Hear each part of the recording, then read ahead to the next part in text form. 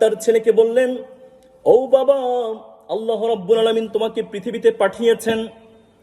তুমি যদি এই পৃথিবীতে থেকে ছোট্ট কোনো গুনাহ করো, ছোট্ট কোনো খারাপ কাজ করো, অথবা ছোট্ট কোনো ভালো কাজ করো, অথবা তুমি যদি বড় কোনো গুনাহ করো, অথবা যদি বড় কোনো খারাপ কাজ করো, তাহলে পৃথিবীর কোনো মানুষ তোমার গুনাহ দেখবে না, দেখবে একজন, তিনি কে? সুবহানাল্লাহ। বললেন, বাবা, ইন্নাহা ইন তাকুম মিসকালা হাববাতিন মিন খারদালিন ফাতাকুন ফি সখরাতিন আও ফিস সামাওয়াতি আও ফিল আরদি। তুমি পৃথিবীতে করো, অথবা তুমি আকাশের উপরে করো উঠে, অথবা তুমি পাহাড়ের উপরে উঠে করো, জমিনের উপরে করো, পৃথিবীর কেউ দেখে নাই, দেখেছে একজন, তিনি কে? এজন্য বাবা বললেন, ছেলে, আমি তোমার বাবা, তোমাকে গাইড আমিই তো করব। আমি তোমাকে বলে দিচ্ছি বাবা, যৌবনে তুমি ভুল করতে পারো, কিন্তু ভুলটা পৃথিবীর কেউ দেখবে না, একজন দেখবেন, তিনি আল্লাহ। যখন তুমি ভুল করবে এই ব্যাপারটি খেয়াল রাখবে,